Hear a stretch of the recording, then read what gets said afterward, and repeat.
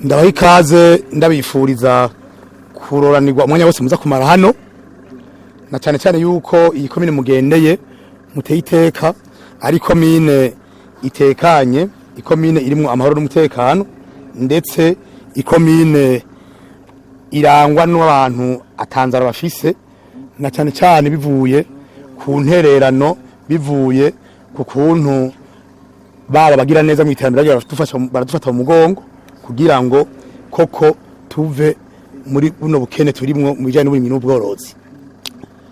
Rero nk'uko ngira ngo mwari mubizi, ku mutumba wa Gwesero harakoreye umugambi witwa SCAD, umugambi wafashije abenegihugu mu kwisungura mu bintu bijyanye n'uburimyi n'ubworozi, aho berekanye ukuntu ingendo abenegihugu bofata baravye urugero bahorako, bakaraba kumbure naho umugambi wabashikana inyuma yuko umugambi uzo warugaye, arico bise pipe mboniyongana. Kuri no munsi rero nakaryo keza ko kuba akaryo kugira ngo muze mushike murabe mbone koko ibintu umugambi wakoze ibikora inka, yuko koko ubumenyi ndetse ihanahanwa ry'ivyiyumviro n'ishirwa mu ngiro ry'ibiganiro bariko barayaga byaca biherekezwa n'ishirwa mu ngiro ryavyo. Rero sinamba kubarandira, ngira ngo uko mubibona hariho abantu bavyigishijwe ndetse barashobora nabibamwo, ariko tuba mu mwanya ngira ngo baza kutugira ku muriri batwereke kumbure izo ntambwe zose ndababwiye uko umugambi watanguye aho ugeze naho bifuza kugera, na cyane cyane ko tuzi yuko umuntu yama arondera imisi yose.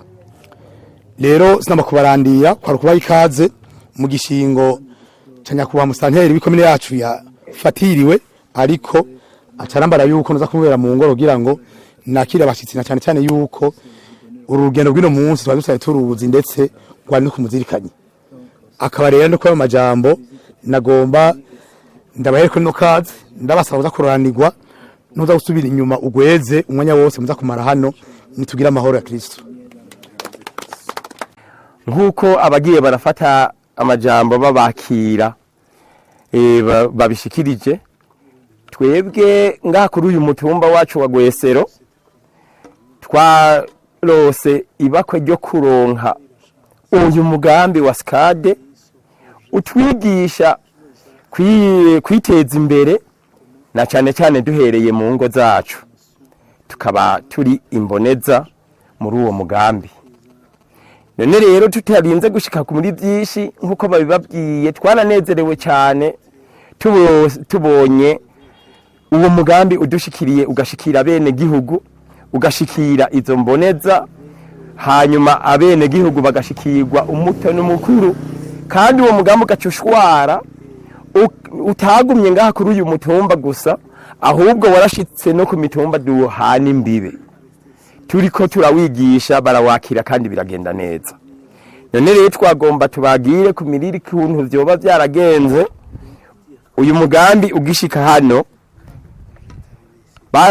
Barahamagaye abene gihugu bose bo kuri uyu mutumba ku bucimbiri, hanyuma baradusigurira ingene uwo mugambi wa SCAD ugiye kuduteza imbere mu ruhande duhereye kuva mu rugo, kugira ngo umuntu yisuzume arabe ahari uno munsi naho yifuza kuzoshika, kumbure yihaye ihangiro ryo mu myaka nk'itatu canke 4 canke 5, bivanye rero n'ingene afise uburyo akoresheje bwiwe atazeye kuzoronka buvuye hanze, dukoresheje amikoro dufise twebwe nyene, hanyuma batwigisha ingene dushobora kuyakoresha. Kubw'ivyo rero twaciye turawakira baca babanza gutora imboneza ku bucimbiri. Izo mboneza batora 10 ku gacimbiri, baratwigisha ingene uwo mugambi ingene dushobora kuzokwiteza imbere.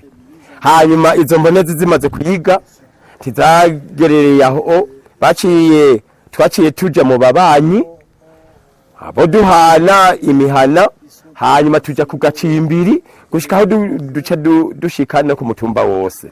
Tuvuye ku mutumba wose rero duca dutangura kuza kwigisha no ku yindi mitumba duhereranye. Twagomba rero tubereke kumbure kahise kacu kuva umugambi ugitangura.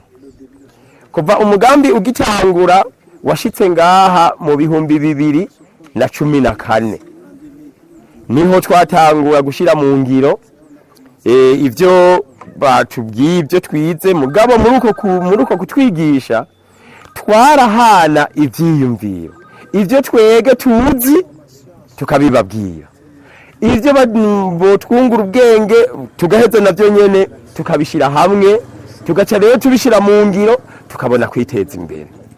None rero aha ngira ngo murabona amashusho ngaha twagiye turakoresha nko mu mwaka wa 2014. Jewe ubwanje twe n'umuryango wanje twari ngaha.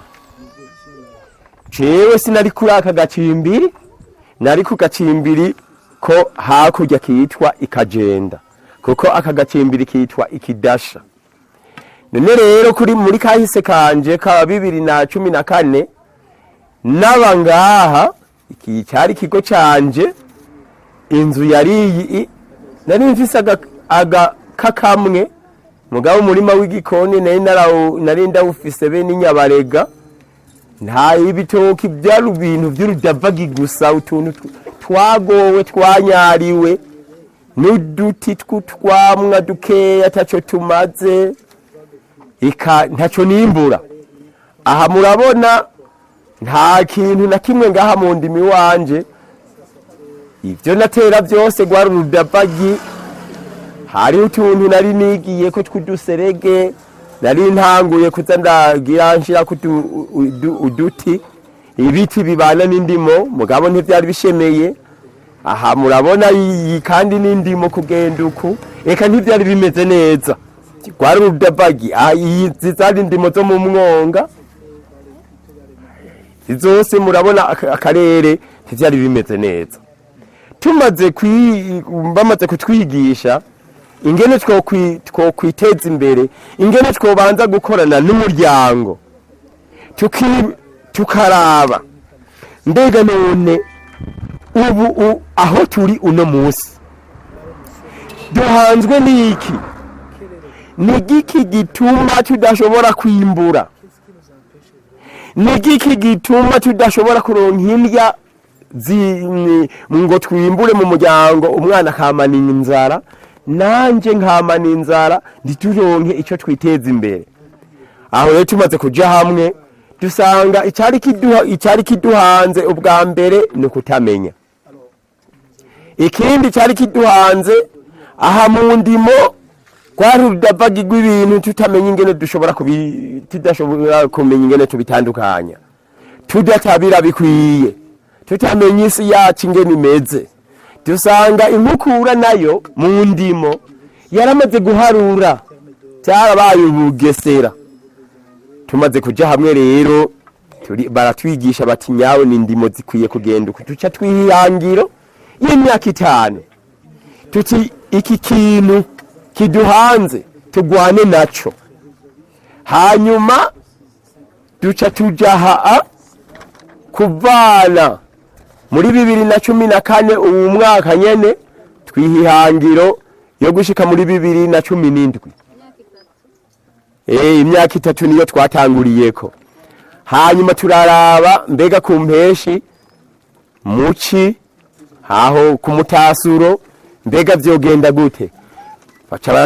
Baratwereka ingene twoshobora kugira integuro y'ibikorwa ku mpeshi no ku gatasi no mu bihe byose uko ibihe byagiye birakwirikirana. Turabona tuti mbega ikiringo, ivyokogwa, ikibanza citongo, uburyo bukenewe, aho twobukura nico itwoshikako. Ibi byose tubishira mu nteguro, kandi bidutuma umuntu yavyanditse aguma zararaba ati mbega ikindagishikako ko haciye umwaka ko haciye imyaka 2 hasigaye iki, bica bidufasha rero iyo wabyanditse ukabishira ahantu aho biri. Tumaze gushika muri iyi nteguro, gushika muri uwo mwaka wa 2017 itongo ryari ritanguye guhinduka n'akarere kari gatanguye guhinduka. Murabona ngaha bya bitoki biriyo mu rugo inyabarega muri mu gikoni mu rugo inkoko inka 2 impene 4 ivyo byose byari bimaze kuva muri pipe mboniyongana. Hanyuma aha murabona igipimo cy'akawa ko gisasiye, ibitoki biramaze kwama ngibi, murabona ngaha nta kiriyo.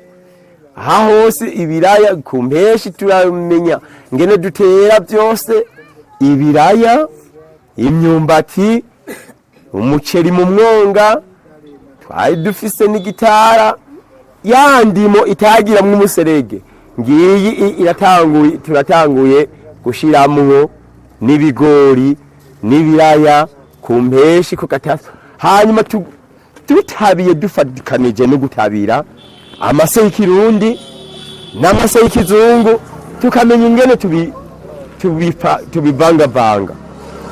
Hanyuma bimaze kugenda uko, dushitse muri uyu mwaka wa 2017 twarabonye yuko tugize intambwe. Tumaze kugira intambwe, tutinyabona hariho icyo tutarashikako. Turabona yuko hariho iterambere tutarashikako. Mbega ko nkuri mu nzu y'amategura y'ibinombori, iterambere ryo sinorigomba.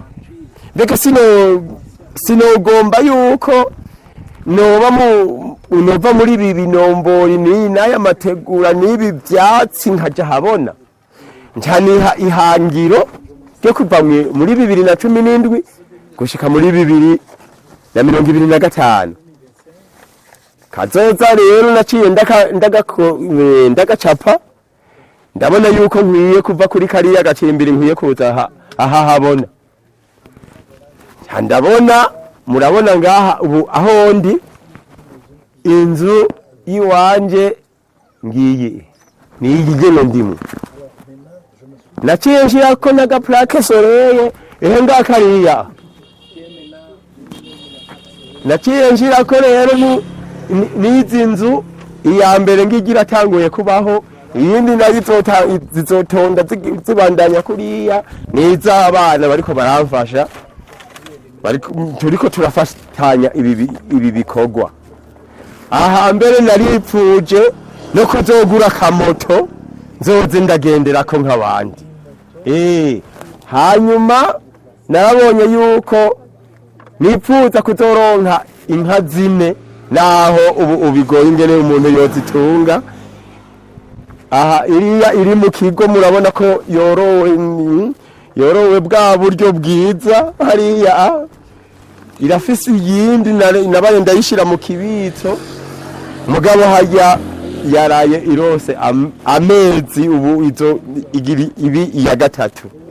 Hanyuma aha nipfuza rero kuko aha ni hashasha, yahamaze amezi makeyi. Nipfuza yuko iki kigo canje hariya kizomera uku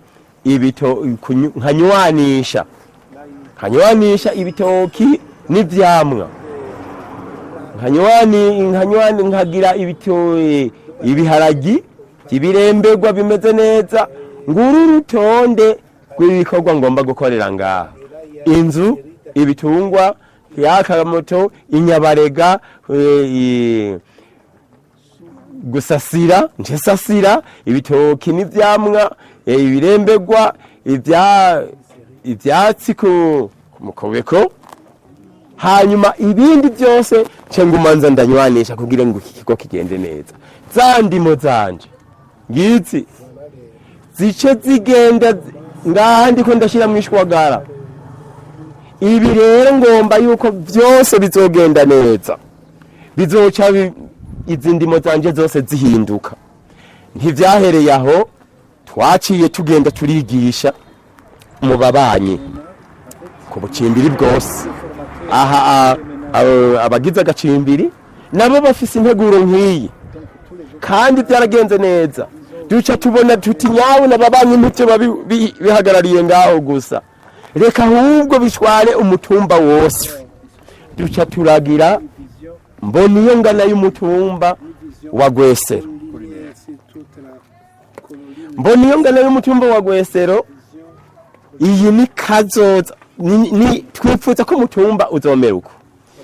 Ngaha agacimbiri kakagenda ako nahora mbako kugenda uku aha ubu ni umwonga winjiramwo, aka nako n'agacimbiri k'ikidasha kagenda uku. Iri ni barabara rya kaburimbi niryo ryiri turiko ritera rija mu Ruyigi, ritera rija muri komine Itaba. Aya n'amabarabara y'imigenderanire twasizeko. Hanyuma murabona iyi miserege yuko iriko ku bucimbiri bwose. Iyi ni miserege twipfuza yuko izobiriko n'intuzeye n'ibiti binywana ibiti ku miserege.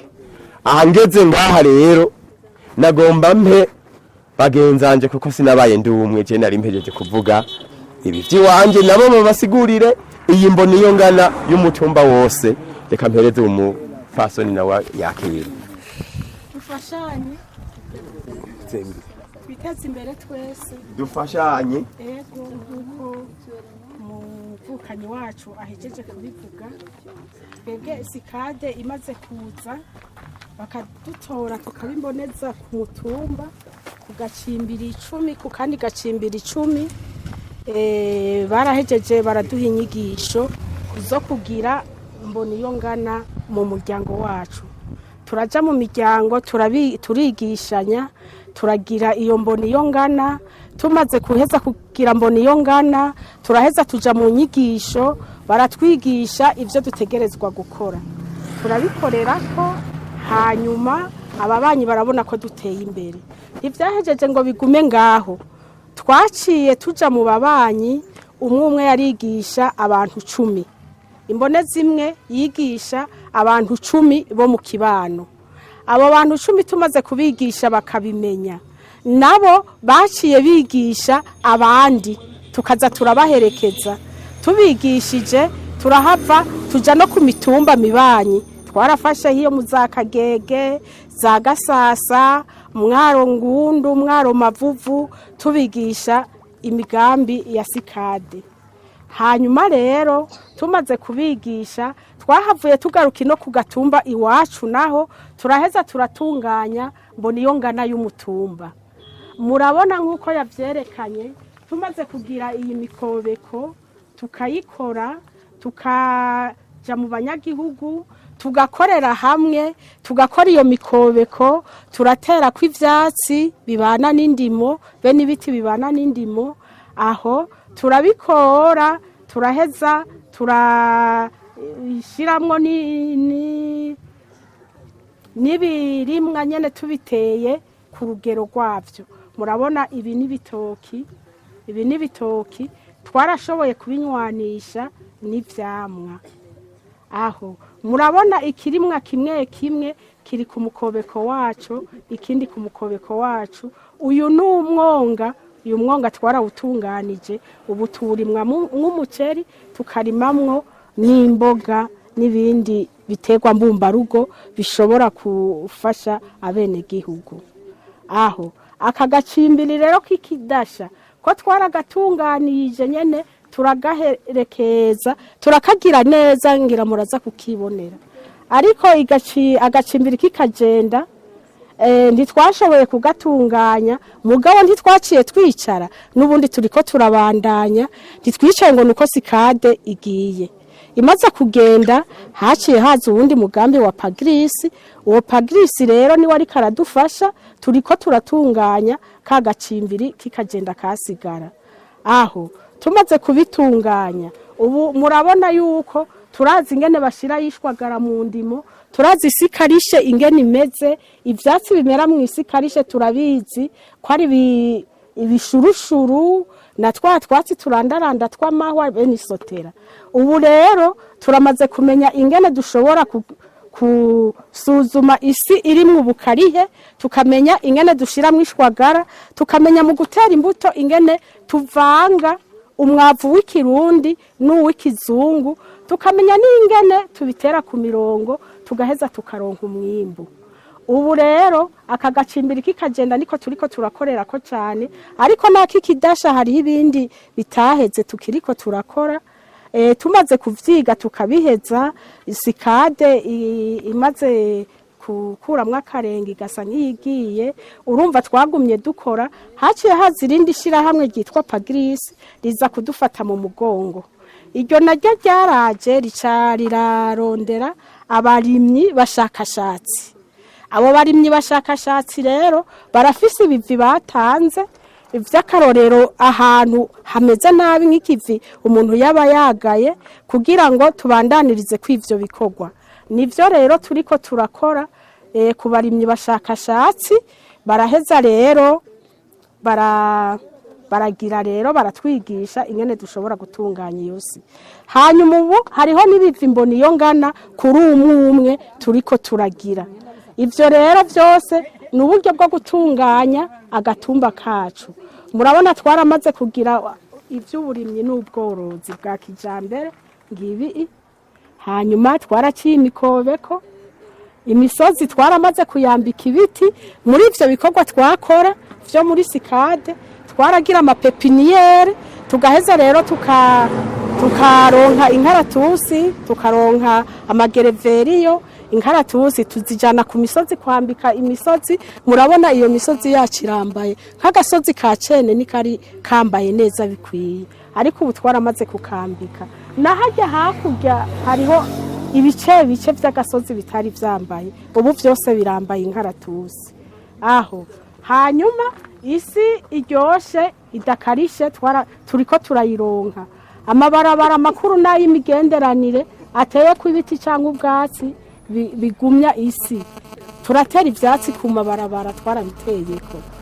Hanyuma ivyankenerwa by'ubworozi n'uburimyi, amafarumasi y'imiti niyo tutararonka, imiti y'ubworozi y'ibitungwa n'imiti y'intuze niyo tudashobora kuronka, tutarironkera ngaha. Ariko nayo nyene tubonye ibiterwa bigiye kumererwa nabi canke ibitungwa, turemera tugatanga itike tukagenda Igitega kurondera iyo miti aho. Hanyuma za Nyabarega twarazigwije.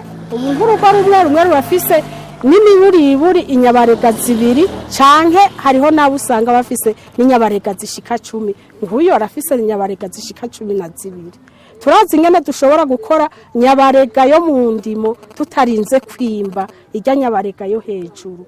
Ivyo vyose murumva ko ari ubumenyi sikade yasize iduhaye, kandi n'ubu tukibandaniriza ko tubikora. Dufashanye twiteze imbere twese.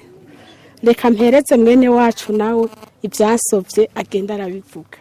Nkuko bavuze twese ngo twatanguye gutorwa ku mutumba, tumaze gutorwa hanyuma turaheza turiga izo nyigisho turaziha bagenzi bacu, twabanje gukorera iwacu, pipe twayikorera iwacu, turahiganishwa, twese barabona ko twabimenye. Tumaze kuronka ubwo bumenyi rero twarose n'amasertifika.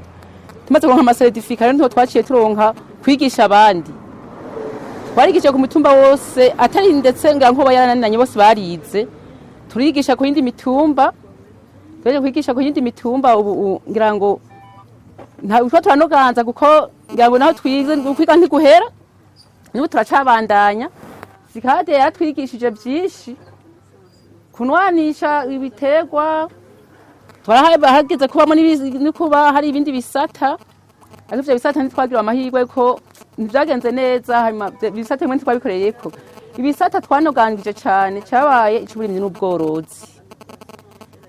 Rero na cyane ivyo bikorwa twakoze, tweje nagomba mvuge yuko shinga intahe yuko uwo mugambi wazanye akabijya kubera hari haraciye imigambi myinshi ngaho ku mutumba wa Gwesero myinshi cyane kandi itanga n'uburyo ubwo buryo uwo mugambi waraza ugakoreraho uhejeje gukora ubwo nyene abenegihugu bararonka ibitungwa bararonka imbuto uwo mugambi uhejeje kugenda uwo munsi vyajana nawo bararabiriye barababihejeje uti kubera iki gituma bajana nawo inyigisho ngazaba nk'izimisi 2-3 bagaca baronka ivyo bitungwa bagaca baronka ivyo biterwa batera bahejeje kwimbura kanatsinda mbere bavyitirira uwo mugambi nyene wabitanze wamengo ni vy'uwo mugambi uko mugambi urenganye byaca bihera navyo nyene ariko sikadi yatwigishije itumenyesha yuko ibigiye ivyo twiga arivyo tuzoshira mu ngiro twebwe nyene n'uburyo bw'iwacu kuko tuciga dutangura kwiga twagira ifishi y'umuryango iyo fishi y'umuryango rero wacugira umwidondoro ukavuga umwe wese akaja hamwe n'umuryango wiwe umugore n'abana biwe bakaraba ingorane bafise bakaraba n'amahirwe bafise umuryango bamaze kubona ingorane bafise baca baraba ngene bozitorera umuti bakaraba n'amahirwe bafise ayo mahirwe ngene boyerekana kugira ngo batere imbere rero ivyo bamaze kubishira hamwe baca babona baca batera imbere umva bamaze kubona ingorane amahirwe ubutunzi bafise bakabukoresha rero aho umva umugambi waba uteye imbere mu rugo rwawe wacu rutera imbere haje ngo mvuge yuko iwanje iyo migambi uwo mugambi wahaciye kandi si wanje gusa hari dufate nk'agacimbi kose ka Kidashi haraje umugambi uracisha imikobeko ku mafaranga barabashira ko ubwatsi ibiti banandimo wagenda wewe wasanga iwawe baheje kubica nivyo biti bagushiriyeko mu mutwe nta kiriyo twedishitse batsa agatumwe n'isi kari gatoyi baciye baciyemo ibiserege n'ibi vyatsi ngene binunuza indimo ngene bigira gute induru twarindira ko baheza tugace dusubira mu dufurira haje rifise ahantu hatwagwa cane habi ariko ivyo vyose je nabifuse vyose ndagira uko narakana no guteramo igiterwa haha rero mu nyuma tumaze kwiga nkamenya akamaro k'imiserege nkamenya ivyo biti ubwo bwatsi nkamenya ivyo biti bana n'indimo ico bimaze jewe nyene n'umuryango wanje twaciye tugenda muri ya ndimo muri ya misege twafuta turafurira kandi bari bayidukoreye ku buntu badutiramo ivyo bintu ku buntu ariko twari twasubiye kubikoresha ingufu ziwacu n'umuryango turanaruha cyane kuko aho hantu je hari hanini kandi haratwagwa gose mpava ndatabaza abatwiganye izo mboneza zose nazitabaje kugira zize kuwufasha aho hantu kuko hari hagoye cyane ndabatabaje baraza barafasha turacara imikobeko turashirako ibiti bana n'indimo ubu rero harakingiye zanyigisho twose twaza turiga nukuri zose nagenda gerageza kuzishira mu ngiro ubu rero je novuga yuko umugambi ni mwiza cyane umugambi ko watwigishije kubikorera kwivako kutazerinze ibi bikorwa byose abantu abene igihugu bata mu nzira nuko bataba bavyize baca umugani mukuru ngo ntawakuho guhifi ngo bokureka kwiro ngene bo kwiza kwiro aho hambere rero twege baduha ifi iyo fi twayirya babandi bayiduha bagiye twaje dusigara muri bwa bukeni badusangana ariko ubu novuga ko umugambi Sikade watwigishije kuroba ngo rero twararize kuroba turaroba kandi turafasha natwe kwigisha abandi kuziroba jewe muri byinshi no shingira intahe Sikade yadufashije n'ubikibandanye ko umugambi ntwaheze ntibadusize turi imfuvyi n'ubu turacyafise abaturi inyuma yacu ahantu tashitse ahantu Sikade tashitse hari abandi bace baje kudufata mu ntege n'ubu turacabandanya ibikorwa nk'ubu turafise akarere ko ngaha Ikidasha nyene aho karere mbere kase kumengo ni kari karibagiwe kubera abene igihugu ingufu kubera ibikorwa vya misi yose bamamwo ingorane zitandukanye baza baracamwo aho hantu abeneho ntitwari bwahashye butwakora ariko bakubera uwo mundi mugambi waje gutera intege bace baza kudutera intege n'ahantu kandi habi cyane hari bihomoka niki ubu rero niho tugeze gukora ubu turarebeje imikobe twihaye ihangiro yuko mwirici yose izohera ushika mu kwicenda twahahejeje tugace duterako ibiti bana n'indimo dufashanye Erega mwatanguye kwiga muri bangahe ku mutumba?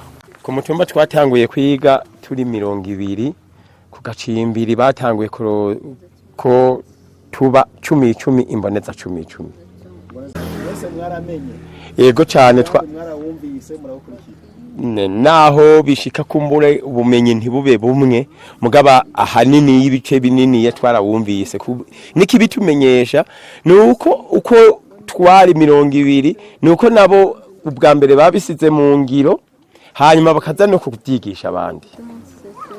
none abamaze gukurikirana umugambi bangana gute tugereranije naho tutoba dufise ibiharuro bishimitse cyane turabona yuko nk'ibice 80 kwijana byo babiriko birashira mu ngiro uwo mugambi.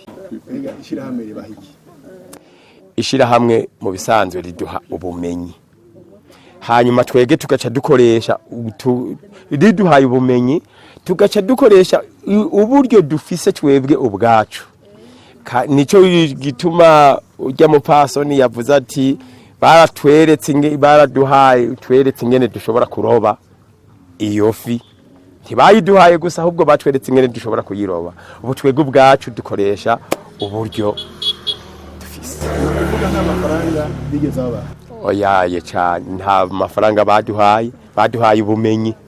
mugiye kwigisha mwagera tana kimwe mwitwaje tugiye kwigisha ahubwo abo twaza kwigisha wamengo riho baranatugomba kuko bavuga bati bujye bumenyi mufise natwe turagomba yuko mu butuzanira baca batwakira ntaco bigeze badusabana gitoyi kandi natwe twarabinezererewe gose. Oya ntakingiye duhagaze ahantu turashobora kuhabona agarara nk'ahaboneka twashobora kubona ko ariyo imikobeko. Twababwiye yuko ahantu twatanguriye gushira inguvu cyane tuvuye mu ngo zacu twatanguriye ku gacimbiri k'ikidasha. Ubu rero aho tugerereye muri uyu mugambi wa Pagris uje wongereza uburyo ubumenyi no dutera intege turiko turashika no ku kandi gacimbiri k'ikagenda no kuvuga rero ikagenda ni haraba nkaho twokwerekana ndetse ubu hashasha aho turiko turakorera ubunyene ariko aka gacimbiri k'ikidasha ngira ngo turahashika muraza kubona hariho nico tutari twavuze indimo mu bihe biheze umwe wese yakuma yijaniriwe uwunda kuma ugasanga imbibe nizo ziriko ziratuma isegenya iba niniya. Ubu rero umugambi bamaze kutwigisha twarabonye neza yuko guteranya indimo bifise akamaro inkukura iragabanuka n'indimo zikaguka ibihomoka ibyo twita imanga baratwigishije ingene dushobora kubizibira dukoresheje utwo bita utuzitiro tugashinga ibiti tukazitira indi ahari bihomoka ubu ntiwo bukihabona yuko hari ibihomoka bihari hari ibihomoka biri hariya hirya duca turashiraho utwo tuzitira tudusizeho indimo iraguka kandi ubu ntiwo bukimenya yuko ico gihomoka cigeze kubaho. Ico gihomoka warahagararamwo ugatuma urutoki intuza ukuboko hejuru ugihagazemwo indani ubu usanga bimeze neza. Ubu rero niwo murindi dufise wo kufatanya indimo wo kuzibira ibihomoka wo gutera ku bwatsi kugira ngo aka gacimbiri tuzokerekane namwebwe muze murabe muti ahantu hari hameze uko ko ntoze sekade yaciye kuri no mutombo bakabigisha kandi amafaranga baba kandi mwaramenye kubera ki mwashatse yuko Pagris nayo yociza kandi mwe mwaramenye kubera ki itari guciza ku wundi mutumba kandi amafaranga baba nkuko uyu mupfasoni yabivuze twarabishimye cyane yabivuze yuko mu bandi byigeze kuba baje baratwigisha bagakora ibyabo bakoresheje amafaranga turiuka abaje guca imiserege ngaha bakoresheje amafaranga ubwatsi bagatanga amahera abakozi bariko baraciye imiserege bakabaha amafaranga ico gihe baca barigira kubera umunyagihugu rero umwene gihugu atari yigishijwe ngo yumve akamaro k'iyo miserege ngo abone kandi kwizo nguvu yabanje kuja inama n'umuryango yabanje kuja inama ngo abanze abone mbega akamaro k'umuserege nakahe mbega igituma no c'umuserege ni giki baciye bajamwe baca barabisivya twegereye twarashimye bavuze bati twege tugomba tube turakinjira kubera twarabigishije kandi turumva turabona neza yuko muri naho muriko murashika muga ntitubasize mwenyene twarabishimye cyane Pagirisije kudukorera mu ngata ubu rero turiko turanonosora kumbure natawushika ijana kwijana turiko turabona yuko ivyo aho tutashitse Pagirisije kiraje irahadufasha kuvuga ko sekade mu bisanzwe isa niyakoreye kugashindira ikampo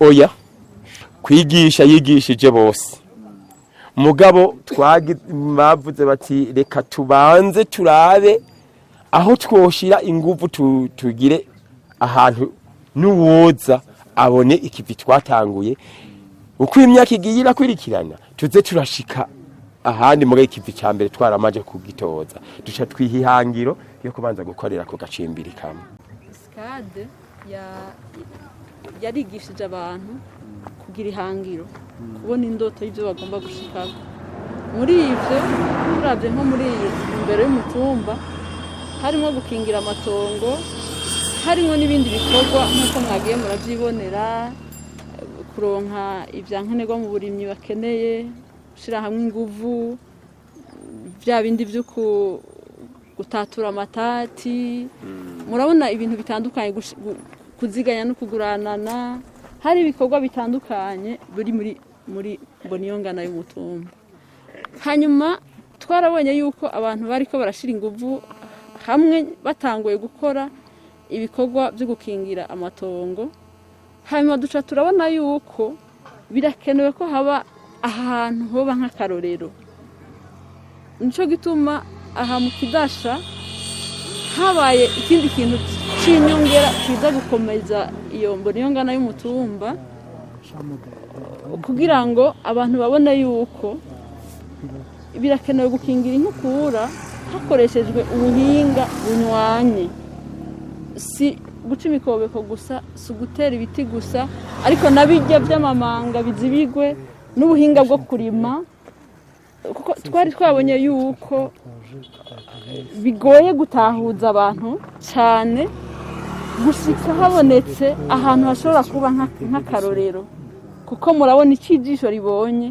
birasumba ico ribwiwe nico gituma rero umugambi werekeye gutora isite bakayishiramwo inguvu yari ifite intumbero y'ukwereka abantu babone akamaro k'ubuhinga bunywanye mu kubungabunga isi ndimo atari imikobeko gusa atari ibiti bibana n'indimo gusa mugabo ubuhinga bushoboka bwose kugira ngo isi ibungabungwe neza niyo mpamvu rero niho Pagirisije yaziye rero kugira ngo ibafashe kubereka ijisho ryabo ribone ngaha Ikidasha naha mu Kajenda n'ayandi masite atandukanye yarateguwe mu mugambi wa Pagirisije uri kuratangura kugira ngo haboneke icitegererezo gishobora gutuma abantu babona ubuhinga bubereye kugira ngo baje kubishira mu ngiro nibyo murakoze nyakubahwa Buramatari yabajije ati mbega none bakingiye agasozi ka Kidasha gusa ikagenda none ho ntihakingiwe nk'uko uyu mwene wacu yabivuze naho nyene twaragerageje gutanga izo nyigisho abazumva barazumva turanakora hanyuma dukoze hariho abaciye baza barasivye iyo miserege basibije iyo miserege rero turaguma tutakamba duhimiriza tutakambira abategetsi kuko murazi yuko atamugambi ushobora kuza ku mutumba abo mu ntwaro batabizi bamwe n'uguhanwa barahanywe hanyuma kubijanye n'amafaranga yabajije ko umugambi atamafaranga waduhaye by'ukuri amafaranga ntayo baduhaye ariko baraduhaye ibikoresho ufasha nyigisho baraduhaye ibitabo mfashanyigisho, baraduha n'ibikoresho byo guca iyo miserege, ibipahwa n'amasipiri. Ivyo barabiduhaye, twarabikoresheje kandi n'ubu twarabibungabunze, bimwe bimwe turacabifise.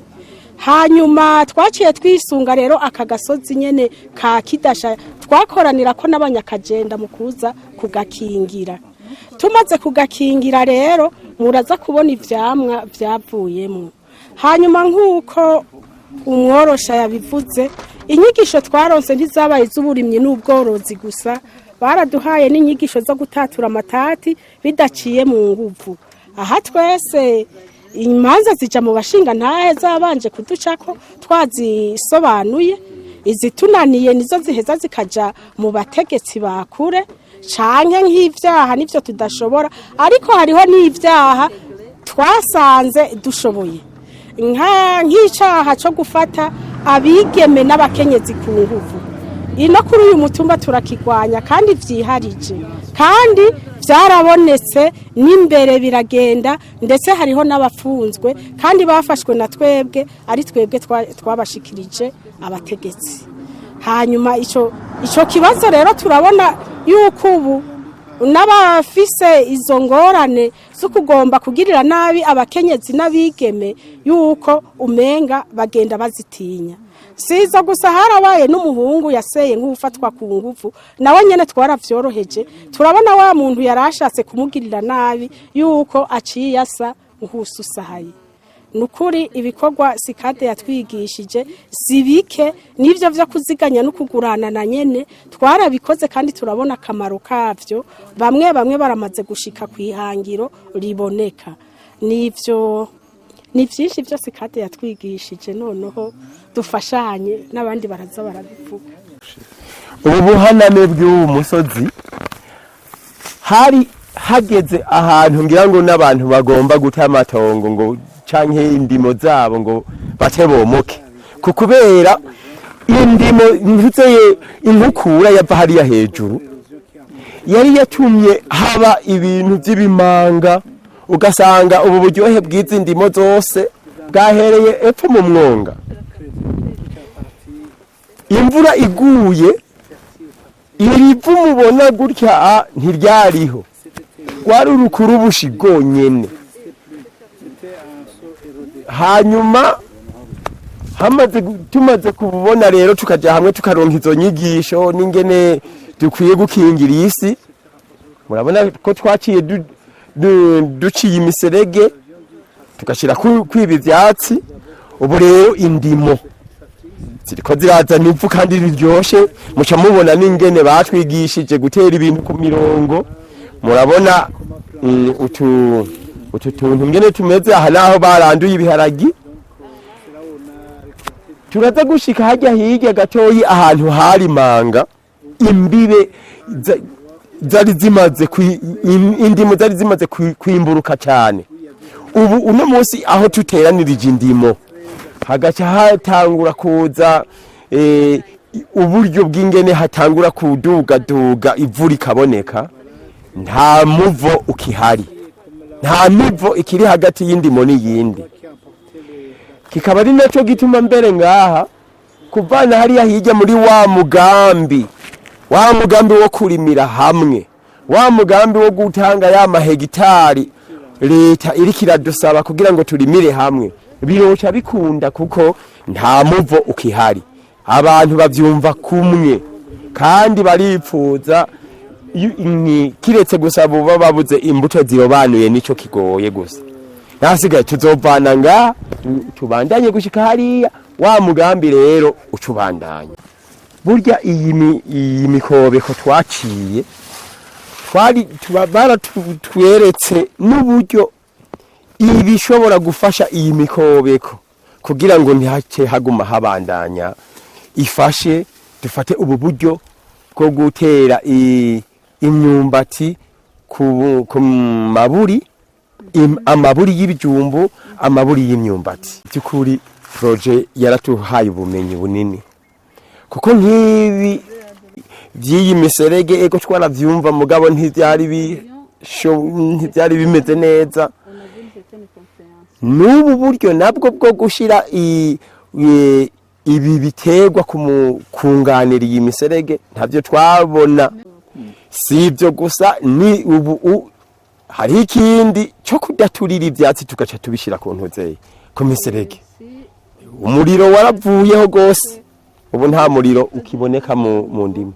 Ndamwunganiye tugereranije n'ukuntu umwimbu n'umwaka twarose, naho ikirere kitagenze neza, ariko umwimbu wari hagati na hagati wari mwiza, kuko byahuranye n'uko twateye kwa bwa buhinga, twashoboye gufata amase, dufise urugero rw'amase y'ikirundi n'ay'ikizungu dushobora guteranya. Aho naho haba ikirere nabwo gihinduka, umwimbu ushobora kubura gose, kuko bumva isi yacu bimaze kuryoha. Ariko hambere nk'ubu turavye ngo n'umwaka ukuntu imvura yari byagenze, iyo tutaba twaramaze kumenya, iyo twarize n'umwaka nta mwimbu twari kuronka, ariko umwimbu kweri ntawo kwidoga. Muri rusange umwimbu twarawurose.